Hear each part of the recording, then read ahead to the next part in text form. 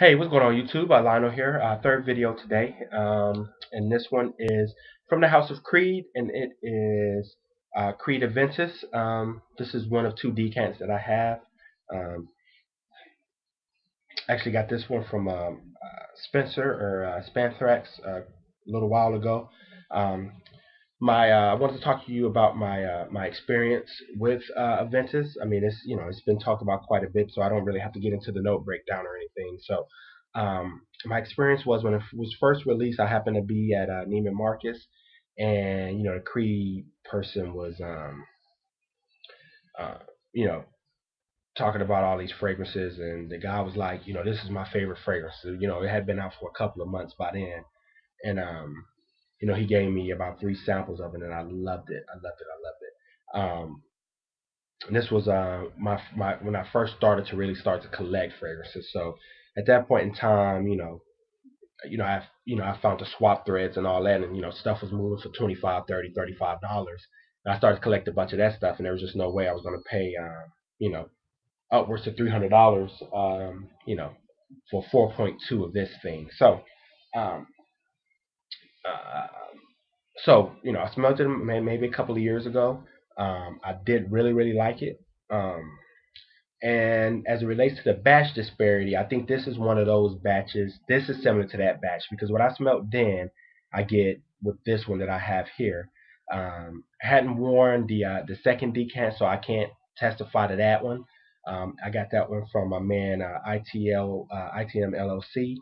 Um, I got in on that one with him. So a good dude. If you can talk with him. What you put on your head? A band-aid? I'm sorry, my son got a knot on the back of his head. So go. So anyway, Aventus. I think Hero did a just an awesome kind of description of it.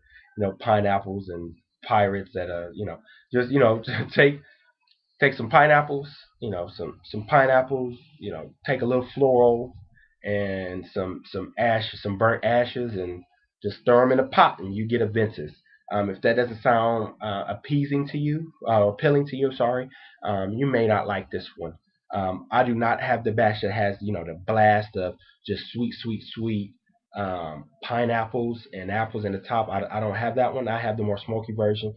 And let me tell you this: um, second to second to the Killians, this is probably and Garaness. This is probably one of my most complimented fragrances that I own, that I wear on a regular basis. Um, actually, that I just wear. I mean, just whenever I wear this, I've yet, from the toughest critics, for the people who know I wear fragrances and never say anything. I don't have to say anything when I wear Aventus. They know, oh, you're wearing Aventus. Like they know what it smells like. So, um, on this one, the batch that I have here, I'm going to talk about the projection longevity.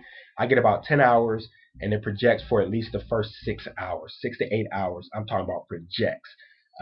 It leaves an amazing silage trail. I mean, it is amazing. One day I sprayed it, I don't know, an hour before. My commute is quite a while. Got in the elevator, got off the elevator, and my coworker said, "You're wearing a Ventus." She came in my office and said, "You're wearing a Ventus," because I smelled you on the elevator. She was on the elevator maybe 10 minutes after me. So it leaves an amazing amount of silage.